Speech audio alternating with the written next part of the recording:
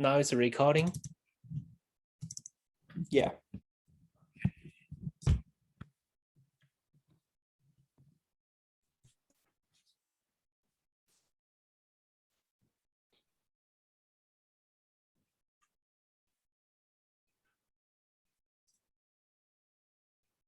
Get ready. How does an insurance company decide how much to charge for car insurance? How do casinos set up payout structures to make sure that they make a profit? How does a poker player decide whether or not to fold? How do we efficiently measure the appeal of a political candidate? The answers to these questions are informed by the law of large numbers. The law of large numbers states that as the number of trials or observations increases, the actual or observed probability approaches the theoretical or expected probability. This is important to understand because it allows us to predict and have confidence in how events will play out in the long run. Let's take a common example, flipping a coin. Assuming the coin is fair, we know that the theoretical probability of flipping heads is 0.5 or 50%. However, that doesn't guarantee that if we flip a coin 10 times, we'll get 5 heads. But we can be confident that as we continue flipping a coin indefinitely, the cumulative proportion of heads flipped should get closer and closer to 50%.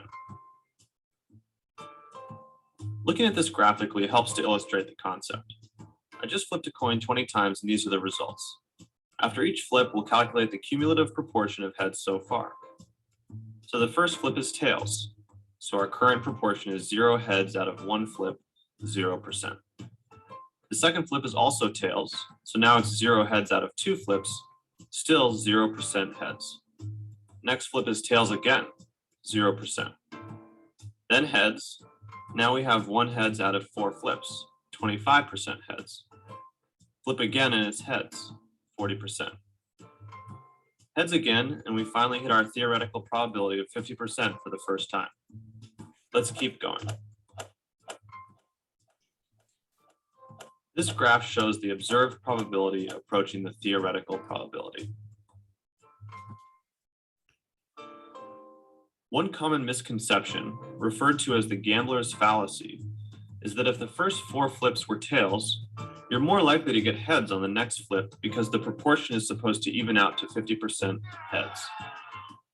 This is not the case because each flip of a coin is an independent event.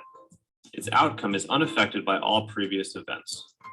So if you start out with 4 tails in a row, it's not that you're more likely to get heads.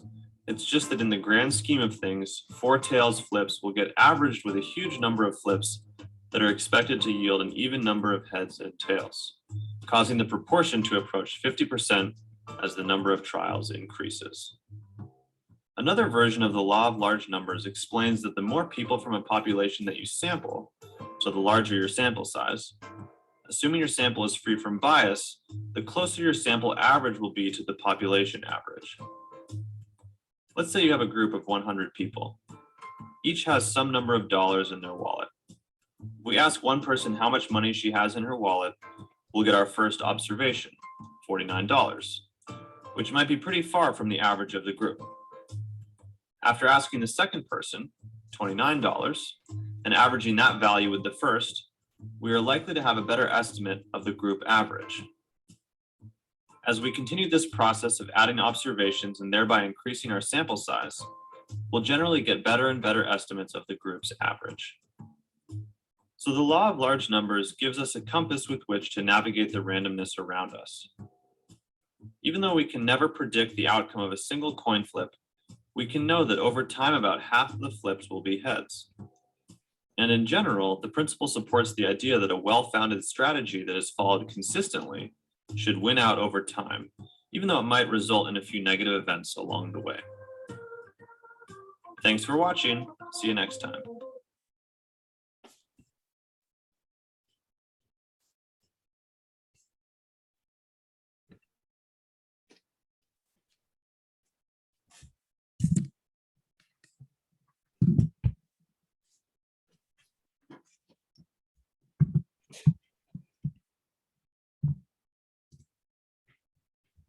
Okay, that's the video. So let's go back to the lecture notes.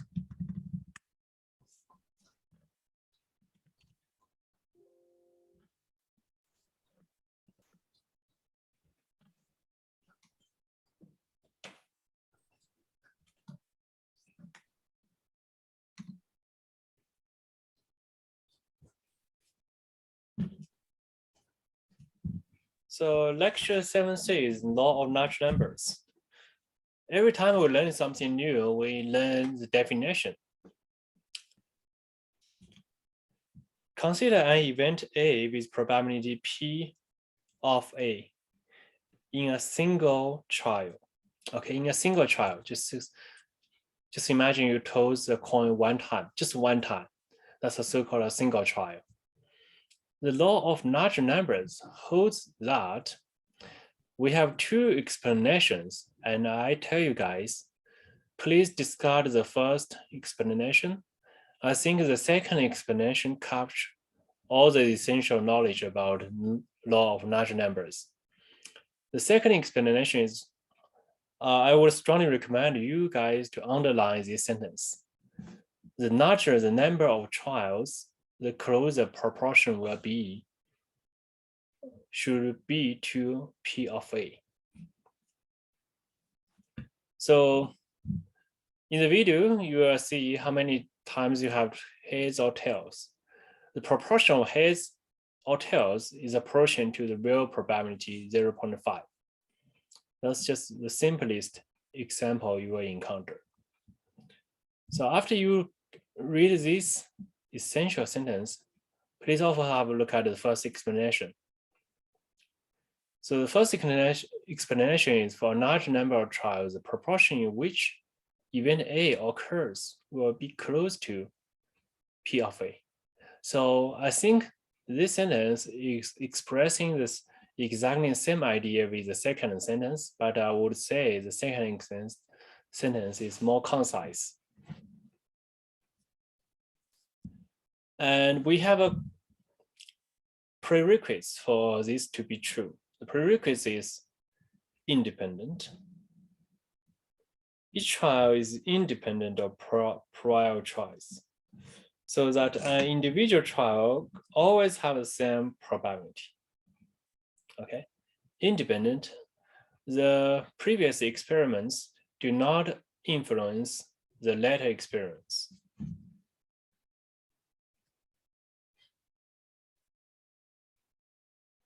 So let's look at our first example.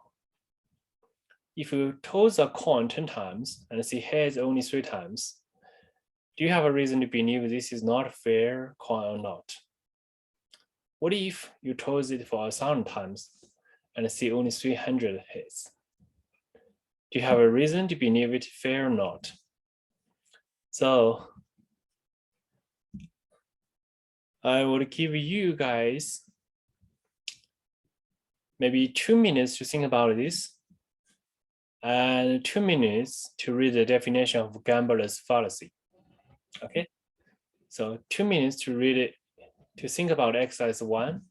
Feel free to use the above definition as your reference, and 2 minutes to read the definition.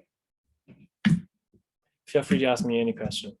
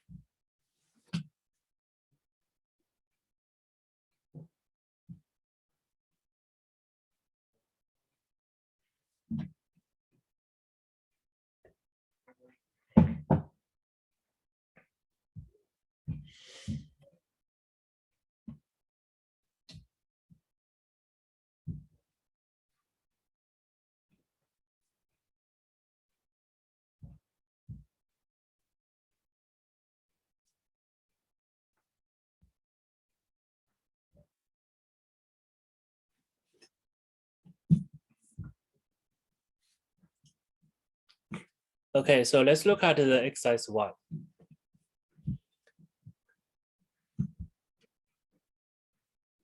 First of all, I want to ask you guys, does anyone of you have any opinions, any ideas you want to share about exercise 1? Yeah, so the first one I think is like you don't have to think that it's not a fair coin. But then if you have 300 heads and you flip it 1,000 times, then it's probably not fair. Because the larger number of trials, of course, the proportion be to the probability. Okay, great. I completely agree with you. So let's put in,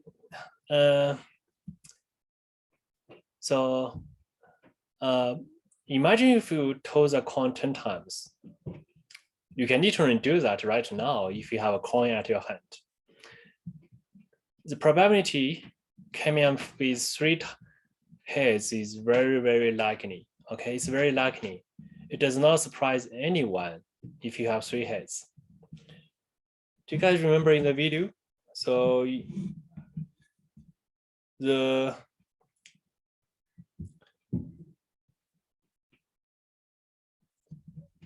let's say the fair coin has a probability of coming up with head 0.5, right? And the maximum probability is 1, the minimum probability is 0, right? So if you only do a very small experiment like 10 times, 10 times is very small, you can get anywhere between 0 and 1. That's also possible. However, if you do if you just do 10, you can get any place here and here. However, if you do 1,000, whatever you get here, maybe when you get 3 heads here, as you do more and more experiment, more and more, you will approach to 0.5 if you are towards a fair coin. This is bound to be true. Sometimes it's a larger experiments. So you only see 300 heads, which give you the probability 300 over 1,000, which is 0.3. Obviously, 0.3 is very far from 0.5. Consider you have done it 1,000 times. You are still too far away.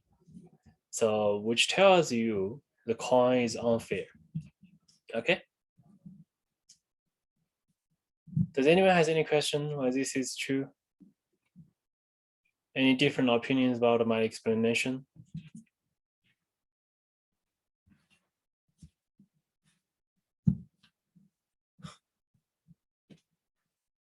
Okay, so next definition, gambler's fallacy. Gambler's fallacy is a mistaken belief. Okay, it's a belief, it's not true. It's not true, it's just a belief that a streak of bad luck make a person due for a streak of good luck. So let's look at an example.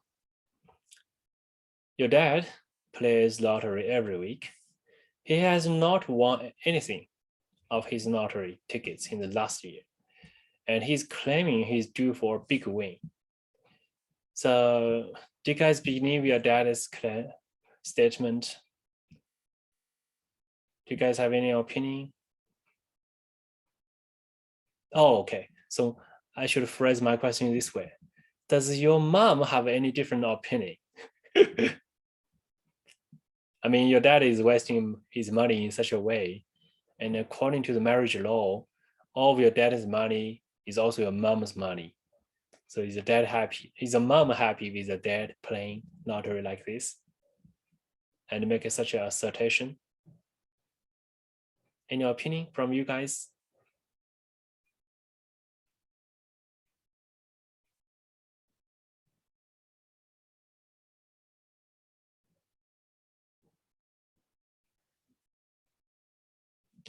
Okay, so I write down the keyword here. The keyword is independent.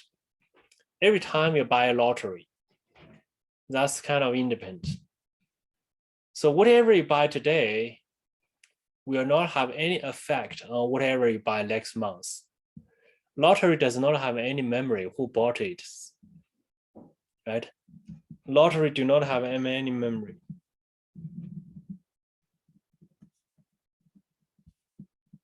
He does not care who really bought the lottery. He just know somebody bought the lottery.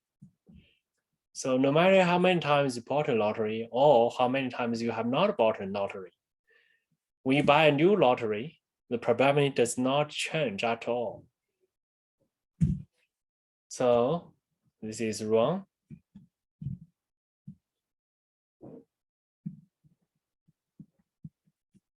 The keywords are just independent.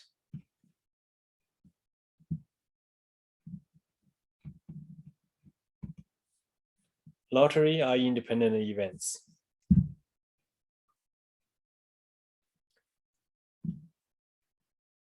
Does anyone has any question or any concern why this is true?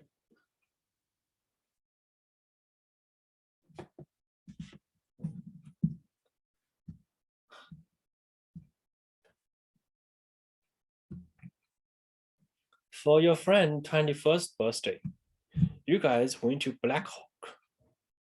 Do you guys know Black Hawk? Yeah. Black, you know Black Hawk. Yeah, I know. Yeah, I've been through. Okay, you been, are you 21 yet? Yeah, I'm 26. I don't gamble though. That's not my forte. Yeah, okay, I agree with you. I like my money. Yeah, I know. So I've been to Las Vegas. So we have 4 friends going to, okay, let me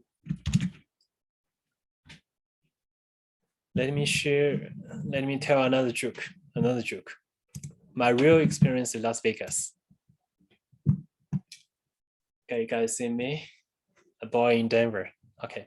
So 2 years ago, right before the pandemic, me and a group of 4 friends, we went to Las Vegas for the Christmas.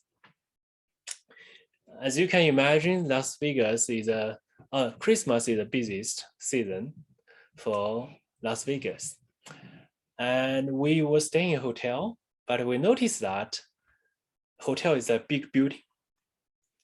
So on the first floor, they have all kinds of slot machines, all kinds of different slot machines. Some of them have like a women's picture to attract your eyeball, to draw your attention.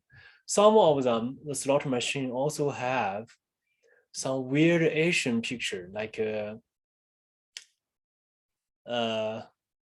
just some weird Asian pictures. I mean, in my eyes as an Asian, I feel those slot machines are very weird because those designs looks very just absurd. But I can see they write some Chinese character on it. So they use some exotic design and a women's picture to attract you try to play with the slot machine. However, for the 4 friends we went to there, 3 of them are math majors and only 1 accounting majors. So let me ask you right now. I tell you this, only 1 of us played on the slot machine. And you guys guess which one?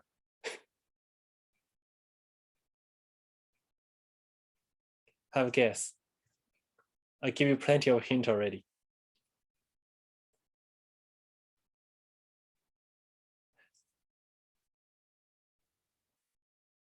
Okay, so we have 3 math measures, and we all know law of natural numbers. Those machines are designed in such a way, if you play it in a long run, if you play many times, you're always losing money. In other words, the casino is always making money. The probability is not in favor on your side, it's in favor of on their side. So among 4 friends who went to Las Vegas, only the accountant played the slot machine. And 3 of us were watching behind her to see how she played the slot machine. She She put $20 cash into the machine. She pressed the button brutally. And the machine started to run. The balls start to jump around. And you see, $20 turned out to be $18. Okay, so she's upset. She thinks that she's due for a big win. Press the key even more brutally. I mean, again, $18 decreased to maybe 15 or 16. I don't remember exactly. Anyway, it's just the $20 he put into the slot machine just decreased like this, very slowly each time. A question will go up a little bit, but in general, it's always going down and going down. That's not the end of the story. The end of the story, we notice a very interesting phenomenon when her money went down to approximately $5. We notice that the probability is changing. It seems to us that he has more chance to jump a little bit higher. But after she pressed button enough times, although it jump a little bit higher, just bounce around. Make sure it does not go to zero, but still around $5-ish. Maybe he push the button another 5 or 6 times. Eventually, all of the money go to zero. Okay. So the thing is that when you have only like $5 into it, the casino might try to make you believe that you're due for coming back, and the slot machine was changing its probability for success. So which make you, starting from $5 to $0, make this process extremely slow. And you can see sometimes this even bump up, just try to create a certain sense of fantasy so that you can believe that if you play it next time, you may get your money back. So this is a real story happening in Las Vegas. If you don't believe in my story, bring in 3 other friends, go to Las Vegas, play it by yourself. You will see. Okay? Any questions about this joke? Real joke. By the way, after she lost her $20, nobody in the group want to play any more slot machine or 21 points jack. So let's go back to the lecture notes.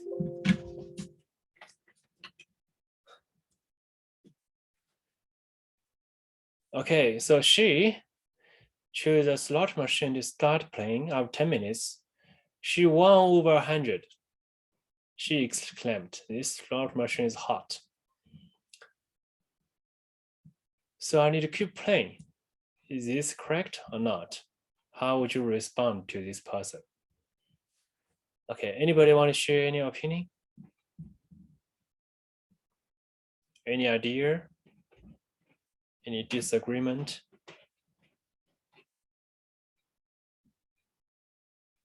Hi, Dasha. Hello, Dasha.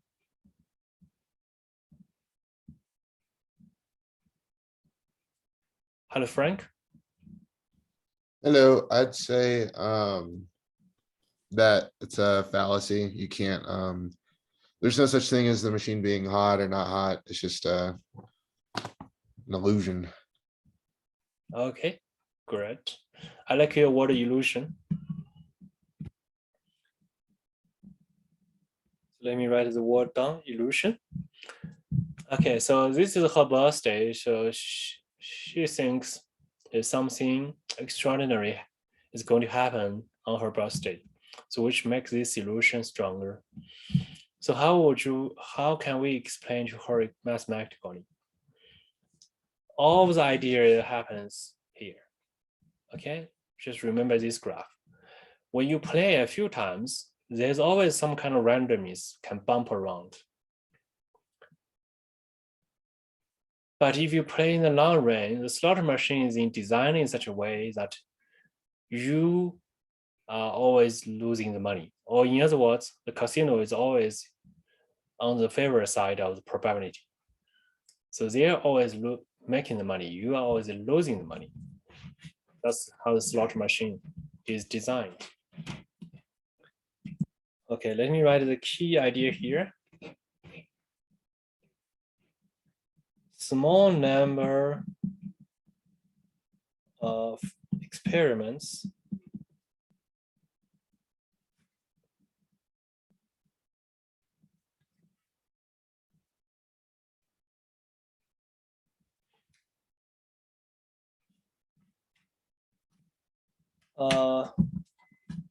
very likely to produce some small, very likely to produce some small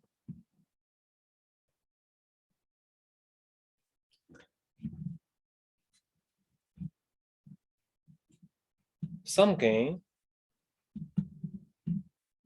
or loss. But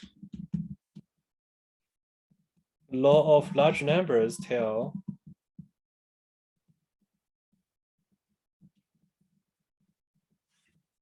large number of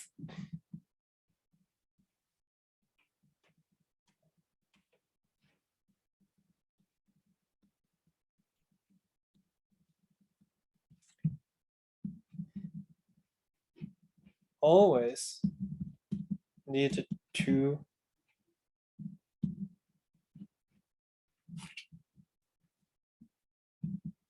lose. Okay. Small number of experiments are very likely to produce some gain or loss. Some gain, in this case, some gain is $100. But the law of large numbers tells large number of experiments, which in this case, if she keeps playing the slot machine, that's a large number of experiments, will always lead, apologize for my writing, lead to a loss. Okay. So this is what I would say to her. Assume she is rational and she no need to be the mathematics, including law of large numbers. Anybody has any question?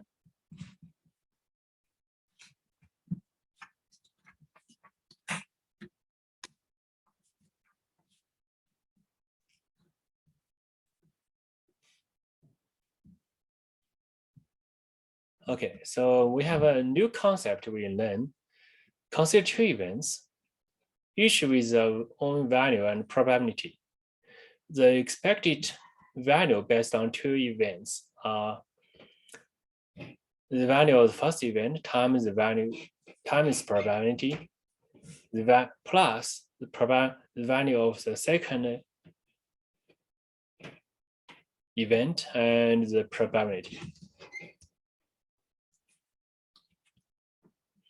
So let's look at a very detailed example to see how this concept is applied into the real world.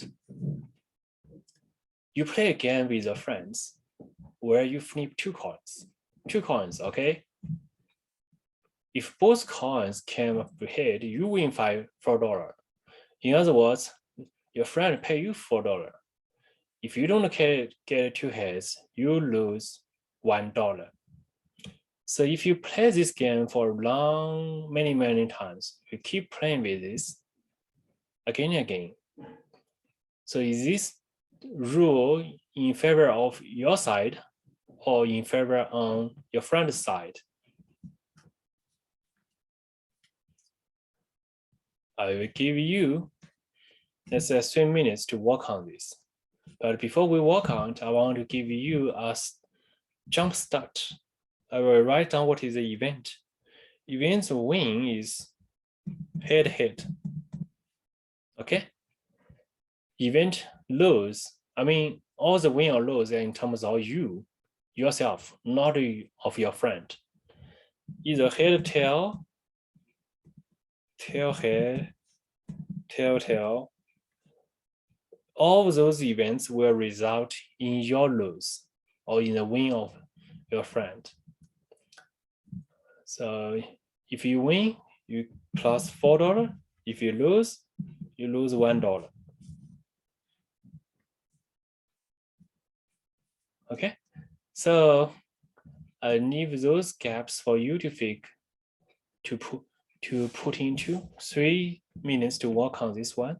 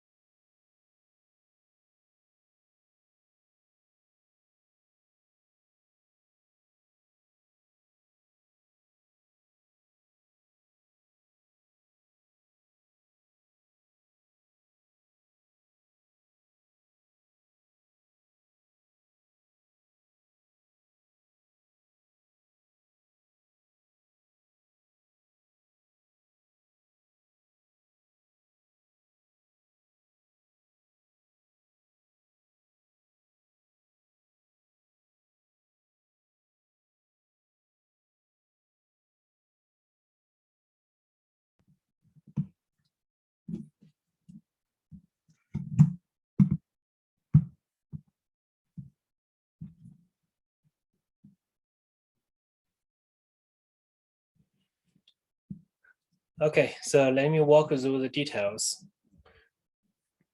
The probability for you to get in two heads, head-to-head, is 1/2 times 1/2, which is a quarter. All other events outside this a quarter, 1/4 are lose. Okay, so this probability is 1 minus 4, so 3/4. Now we see what is this part in the expectation. Given the quarter probability happened, you win $4. So what is just for this part, value times probability? 4 times 1/4, which is $1.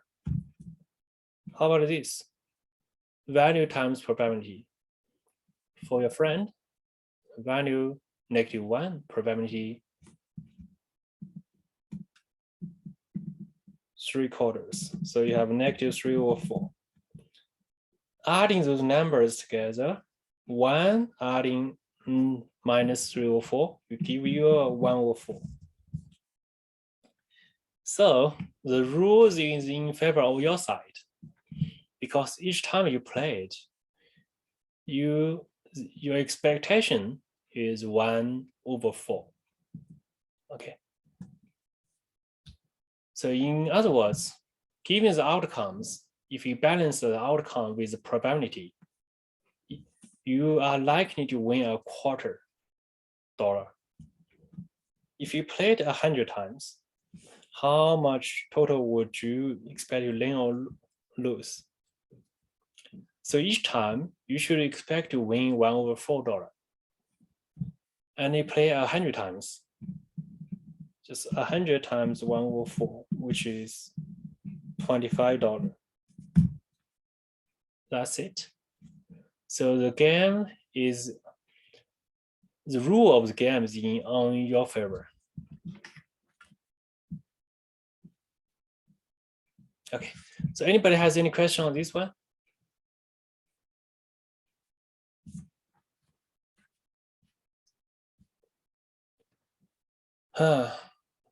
Insurance.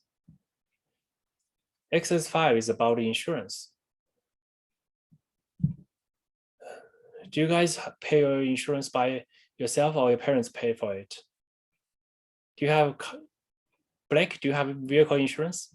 Yeah, I pay it myself, unfortunately. How much do you pay for your vehicle? A month Yeah, for my insurance, it's like 170. wow. So you have the comprehensive insurance, right? Yeah, I have a brand new. Okay, great, thank you. See. So anybody else who pay for the insurance for themselves? Elizabeth, do you pay for insurance by yourself? No, I don't. Okay, that's fine. Okay, so imagine you pay insurance for yourself. You bought the insurance for $300. And when you buy the insurance, you just want to make sure in case something, if something happened in the future, the insurance will pay for you in terms of a large amount. So there's 1 in 100 probability that you ran into an accident. To resolve the accident, the insurance company need to pay $10,000 for you. There is 1 in 250 probability that you completely destroy your Toyota Camry, and the Toyota Camry is $25,000, and they need to pay the full amount for you. There's a 1 in 500 chance that not only your Toyota Camry is destroyed, you also hit the other person's Toyota Camry, and both Toyota Camrys are destroyed. So the insurance company need to pay $50,000. So the insurance the insurance company is playing this game with you. But not only with you, he plays this game with meaning people.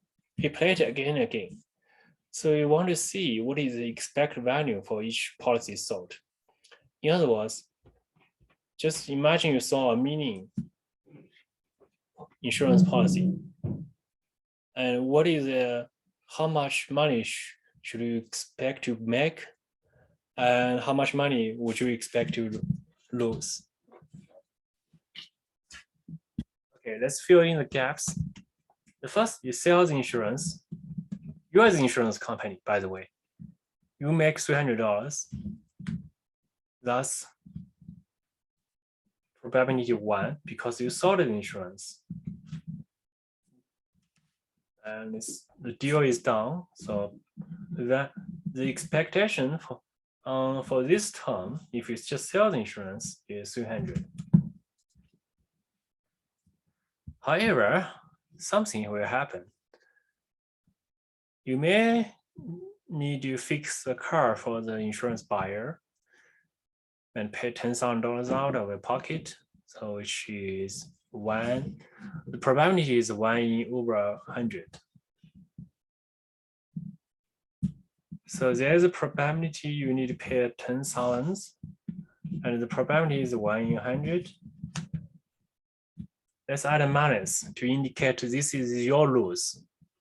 Okay, to indicate this is your loss. You are the insurance company.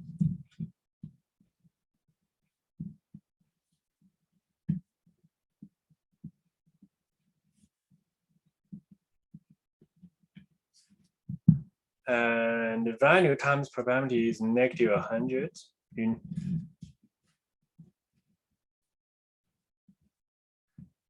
Similarly,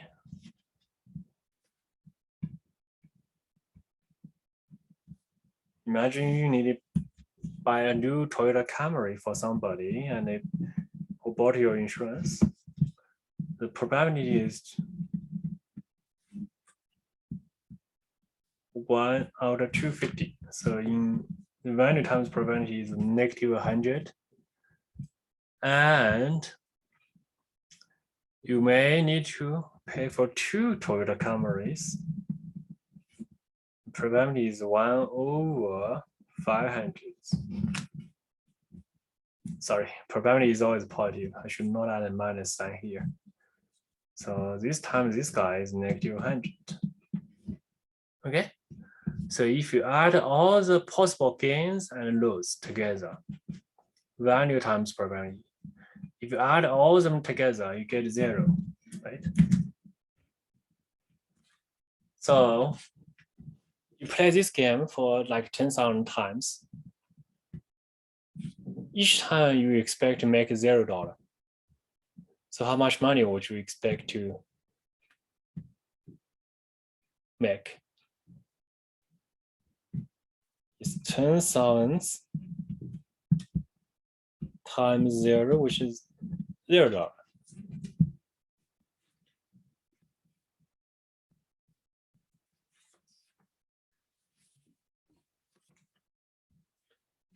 So this is the simplest example, which you expect to pay as much as you make. That's why the expected value goes to 0.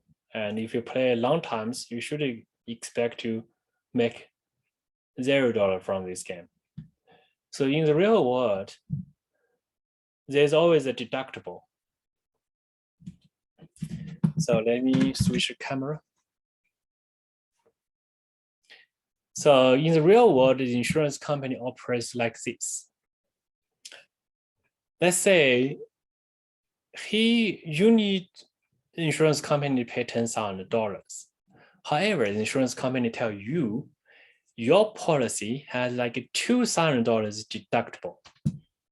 Deductible means if the damage of the car goes beyond $2,000, the insurance company will pay the part go beyond $2,000. If it is less or equal to $2,000, the insurance company will pay nothing. So there's a deductible. Same with medical insurance. So let's say your window is broken. Somebody hit your window your vehicle window and grab your wallet from your car. And when you ask them, oh, I need an insurance company to pay for my window, they say, okay, for window, we have like a $200 deductible. And which means they only pay if, let's say if you fix the window costs $300, they only pay $100. That's how they make money.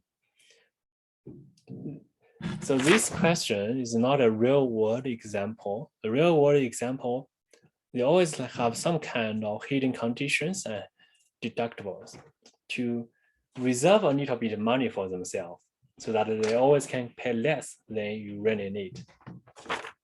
Okay. Any question on this one?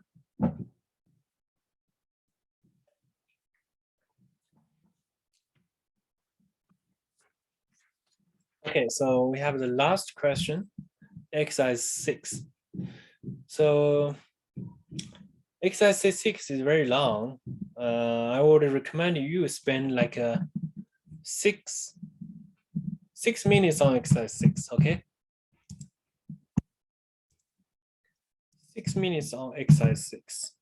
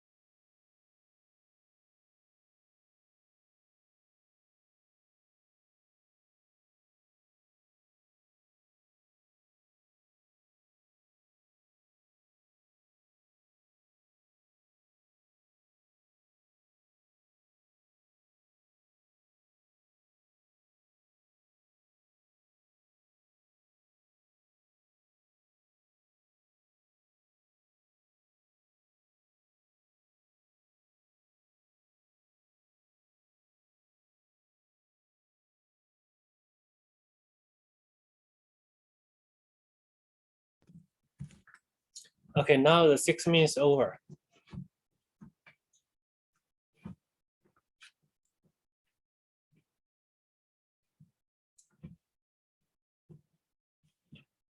The table below shows the prizes and probabilities of winning a multi-state Powerball lottery. Do you guys know what is a Powerball lottery? First, just to make sure, just double check you guys know what we are really talking about. Powerball lottery. Yep. Yeah. Okay, so if you watch the TV, you should have saw some kind of illustration of Powerball lottery. So I assume you guys know. If you do not know, please just search Google to see the pictures or videos. Do not read the word description. The word description is very complex. Just look at the picture, look at the video, you will understand.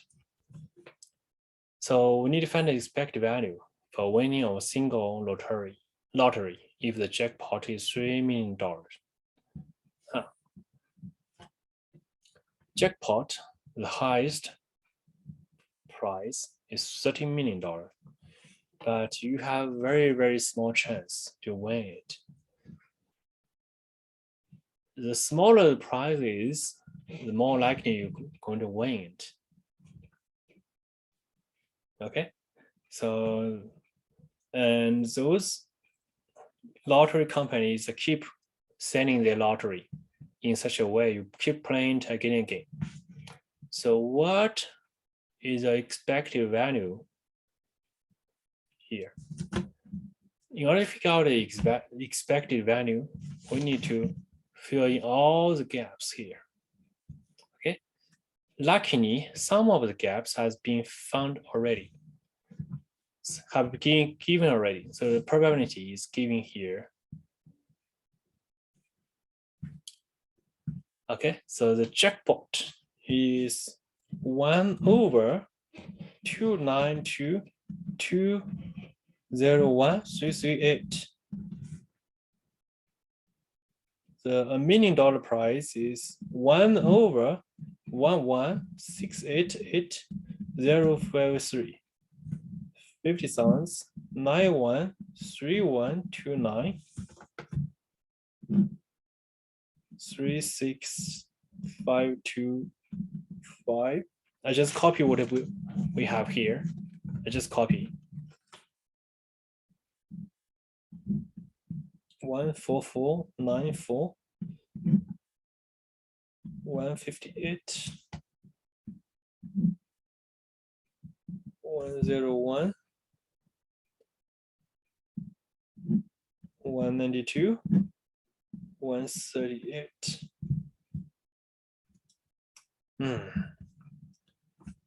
Buy a ticket is for sure because when you enter this game, probability is 1. Probability is 1. Okay, so there's a long number here, which is number is too long.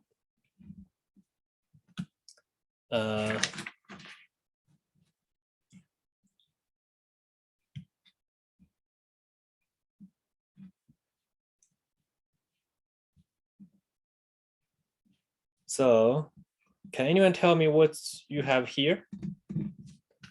I'm sorry, what do you have here? Do you guys do the calculation?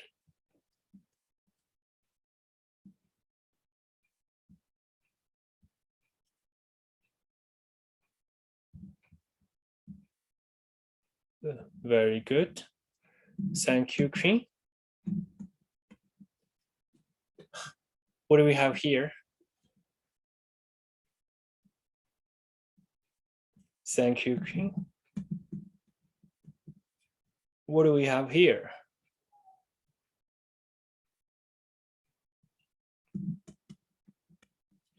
Great. Thank you.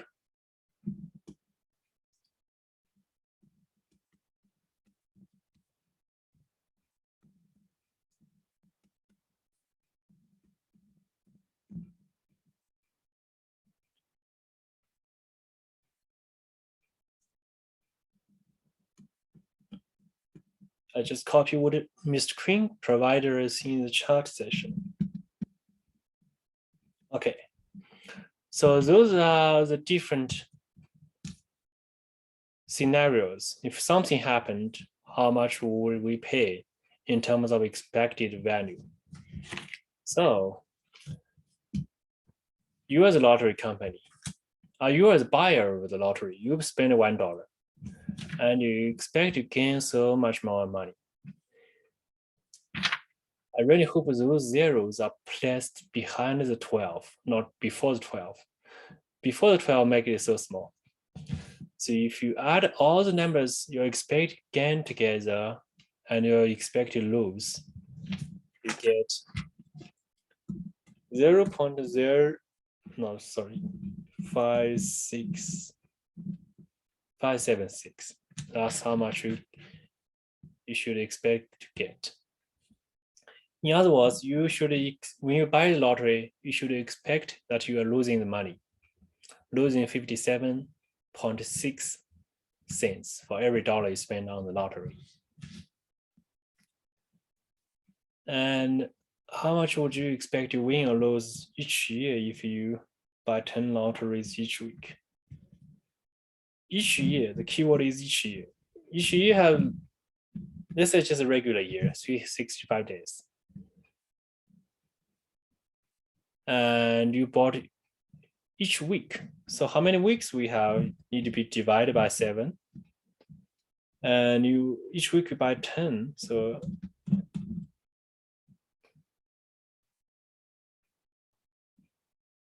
times 10 again. So what you get? Oh, not yet. So you should also times the expected value of each time. Sorry for this. This will be a total loss for the year. Okay, so anyone has done the calculation already?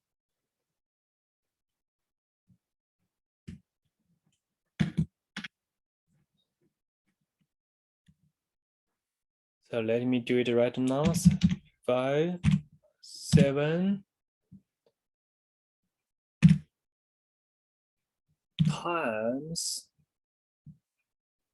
10 times 0.576. Okay. So if I done that correctly, you will expect to lose $300.34.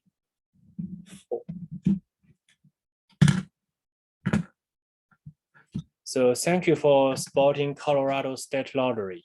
All those state parks are financially supported by the Colorado State Lottery. Thank you very much. Okay, so anyone has any question? Okay, so we still have a few minutes in the class. Let me re-emphasize a few announcements I made in the Canvas. First of all, your exam 3 wrapper will be due at the end of this Friday. Originally, I set it to be due at the end of this Tuesday, but seems that nobody checked the Canvas to see the to-do during the spring break, during the Thanksgiving break. That's why I decided to move it back 3 days and remind you guys twice, so you guys are aware that it is due on Friday. That's the first announcement. Second, very soon I will assign the final project. And after this week, we do not have any kind of formal class like this. All of this is done on Thursday, and we only have the final project for next week. So yeah, so next week is for final project, and 2 weeks later, the week after next week, is the finals week. Finals week, you are supposed to take a final exam in MyMathLab. Okay, and I want to hear from your opinion. Do you guys prefer to take it a little bit earlier or later in the finals week? I'd say earlier. Earlier. Feel free to share your opinion. So I will factor all the people's opinion and make a final decision when will the final exam will be available to you guys.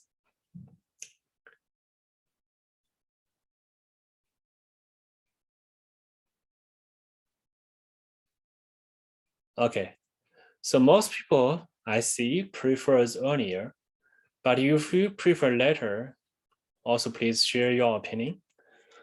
So right now, as far as I can see on the chart in the chart session, I think our set is very early. Maybe I will set it available from next Saturday to the end of the finals week's Monday. Maybe if that works for you, yeah, feel free to tell me to voice your opinion if that's too early or too late for you. So this is the timing for the finals week.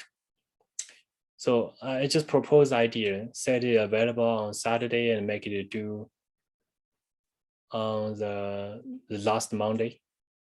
Do you guys think that's a good idea or not?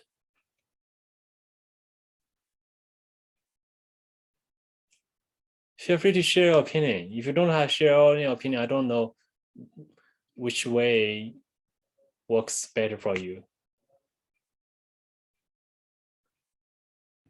Yeah, that works. Okay, great. So thank you, Black, for sharing. Okay, so I think I'll walk in that way. I'll make it that design because you didn't share your opinion. Other people didn't share their opinion. I just assume most of you are thinking this way. But feel free to share your opinion to me by email or by chat with me after the class. So that's the second issue I want to remind you guys. The third issue is that, oh yeah, check your Canvas, your scores. We are approaching the end of the semester. So I want to make sure all of your grades are correctly put in the Canvas. So double check it before your final exam. So once I submit all the scores to the university, I cannot change it easily. Right now, I can still change it easily. So make sure you double check. Let me know if I made any mistake in putting the grades. Somebody asked if there is extra credit. According to the syllabus, we do, and your lowest midterm exam will be dropped if you have regular attendance, and your attendance is recorded by my screenshot. Okay, so my definition of regular attendance is no more than 3 absences. So if you have 3 absences, you're good. But if you have 4 absences, unfortunately, I will not drop any midterm, lowest midterm for you. So I also have some extra other credits. I set some discussion session, but nobody followed. Nobody posted any comment on that. So unfortunately, that does not apply to anyone because nobody participated. Okay, I think there's a 3 announcements I to make. Does anyone has any question before I take the attendance?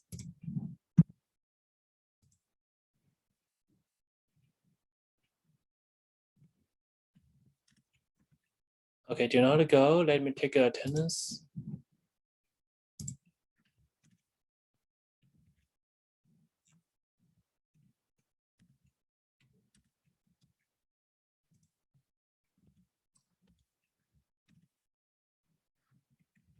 Okay. Okay, Kitty's also asked, can I know how many classes I missed?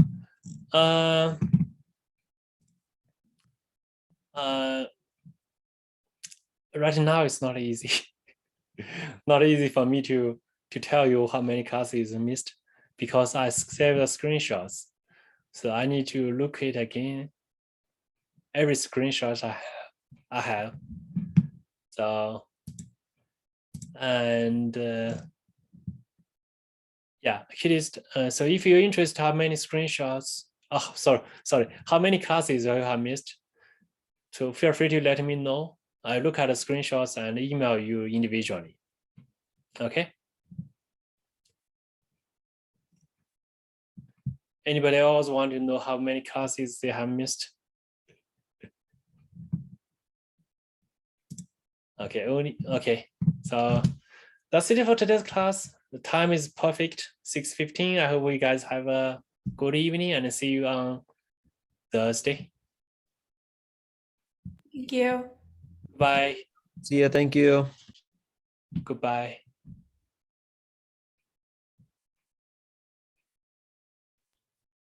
Yeah, I just had a quick question. I wanted to make sure this policy in the syllabus is correct. So it says that your two lowest homework grades at the end will be dropped. Is that still true? Okay, would you please share your screen? Yep. Share your screen, please. I just want to make sure we are looking at the right place.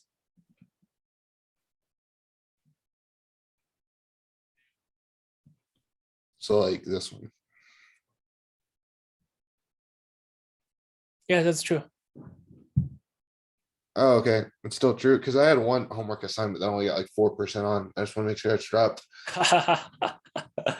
Okay, Just wanted to make sure, be positive. don't worry about it. I think you are in a very good position. Okay, well, that sounds good. Thank you. Okay, great. See you on Okay. Thursday. Okay, bye. Bye. Wait, leave this now.